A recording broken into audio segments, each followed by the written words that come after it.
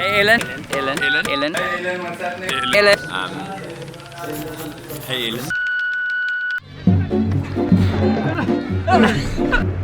Well, like I'm just trying to be a little bit more classy, you know? Hey Ellen. I think we may have got a little. Don't come quickly, we must go. We didn't pay.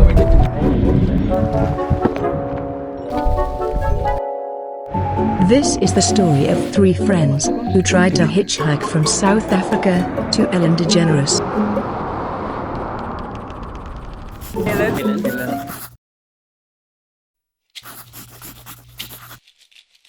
After enduring some not-so-great moments over the last month, with much rain making hitching quite difficult, they head north to the vibrant city island of Mombasa, hoping to leave behind the rains of Tanzania and experience the rich culture and wildlife of Kenya.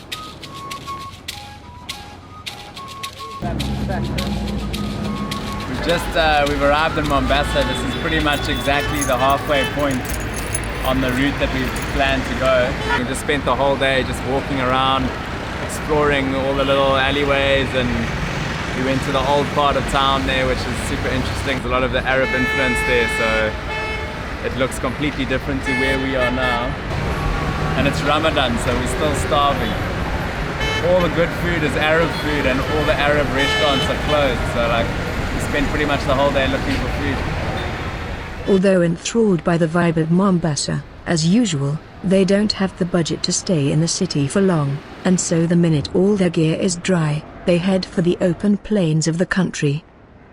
Because of the abundant and sometimes dangerous wildlife in this part of Kenya, the guys are warned to avoid hitching after dusk, and must make sure to camp only in towns or villages along the way. 3 oaks in the town told us that like 6 people were eaten here earlier, so it's definitely not the safest areas animal-wise. So we're just gonna have to be a little bit careful once it starts getting dark. Maybe hold thumbs for a nice lift or something. The cousins are adamant to catch an open back truck to view the wildlife. By nightfall, however, they still hadn't caught a single lift, and must now do what they were told not to. They set up camp in the bushes. It is only under the cover of night that the cousins let Don in on a dark, secret fascination they've shared since childhood. It's quite an eerie feeling here. We're camping literally about 40 k's from the Tsavo bridge, where the story of the ghost in the darkness was, where it comes from. It's a true story of these 2 lions that went on a killing rampage, and they would like drag all these people back to the cave, and when this hunter eventually found the cave, it had just like all these piles of human skeletons in it. And that was just there about 30 k's, probably on that rocky outcrop there. So yeah, Don, who's sleeping in the middle tonight? Don slept in the middle, but the cousins' night was not as uneventful. Just a couple meters away from our campsite, and you can see there's still 1 or 2 ellies around. But yeah, it was insane last night. Okay, well, I mean, there was elephants all over here, but one of them came right through here. First he was like feeding on this plant here, and then he came literally right past here and started obviously doing this thing, because the whole time we'd just been dead quiet, and then Don started going like, and then this Ellie literally started doing this like grumbling, and he's like so I started like just poking Don. I was like, Don, no. But yeah, it was definitely one of the most hair-raising experiences I've had doing this backpacking thing. Full of adrenaline from the previous night, but also aware that their next wild encounter might not be as pleasant, they hop on the very first lift that comes their way. So this is the bridge they were building. As they pass the infamous bridge that the cousins had known for many years, the driver tells much more recent stories of man-eating lions. Even now, if you go there and come here, go down, repeat it. Sometimes they smell the human meaning. Brother, they come. Sometimes I met about 10 of them. Yeah. Really, it's such a... They were even coming to the towns. Yeah. These towns, small towns here. Small centers, shopping centers. Shopping centers? Yeah. You are coming. They all agree that it would be very inconvenient if one of them were eaten. So they stay inside the truck and head straight for the capital city. In Nairobi, they have to apply for Ethiopian visas, but hear that overland entry into the country is banned for political reasons.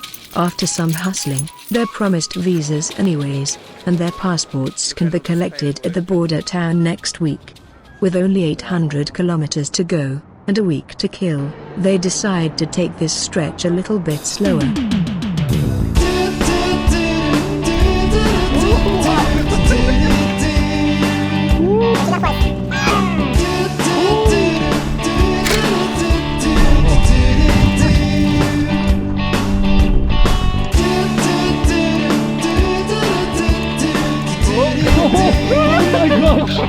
But this is not what it was like. This is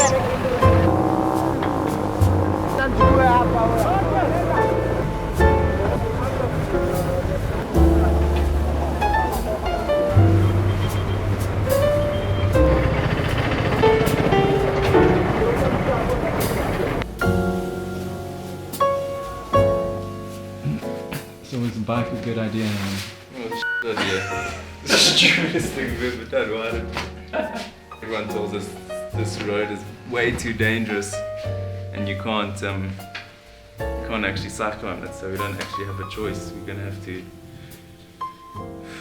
We've just basically made our lives that much harder because we basically just hitchhiking, but now we've got bicycles. Worst possible place to get bicycles. We get it. They continue regardless, hoping they will soon pass the built-up areas of the city and reach the countryside. But this was not happening anytime soon. It is only a few days later that they escape the traffic of the surrounding areas and can finally enjoy the open roads. Luke races ahead, full of enthusiasm, with Jordan right behind. But just as soon as the guys get into it, they suddenly realize that more time had passed than they thought. So, like gentlemen, they work out a civil agreement.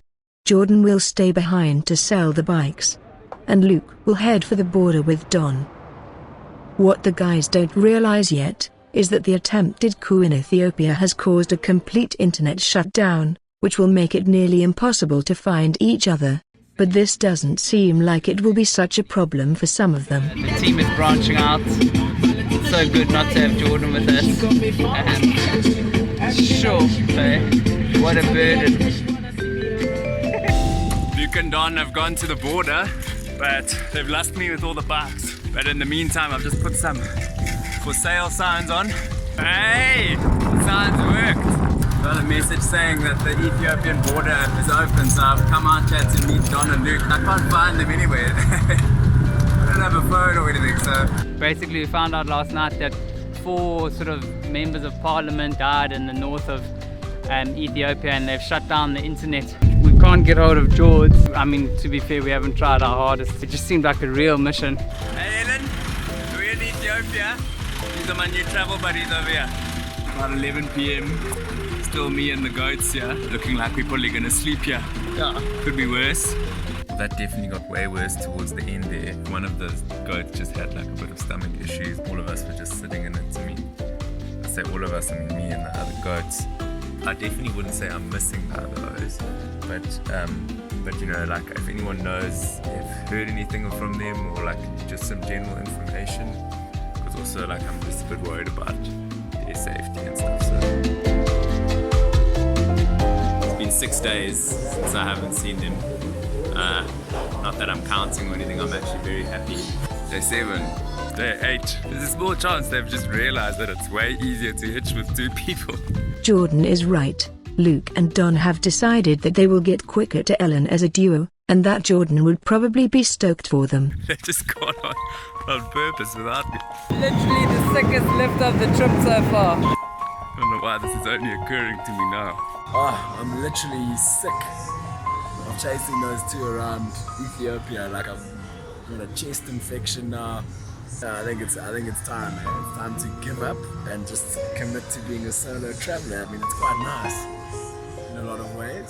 Whilst Jordan is on the verge of tears, his thoughts turn to the good times with his friends. For the first time he realizes that the only thing worse than his sickness is his sore heart. This is such a joke. I literally just saw Luke. I recognized his walk. I mean, running, got there all out of breath. Just disappeared, couldn't see him anywhere. But spoke to this one of the guys doing the boats. He looked at me, he's like, I just saw, he's like, are you looking for 2 South Africans? I said, yeah. He said, yeah, they just left 5 minutes ago. So, oh man, but like, yeah, so close, so close. Don't know where they are now. That night Jordan wrote the following in his journal. Dear Diary, today I've come to realize that the hitch is only as special as the ones you share it with. Jordan Deal. The Solo Traveler.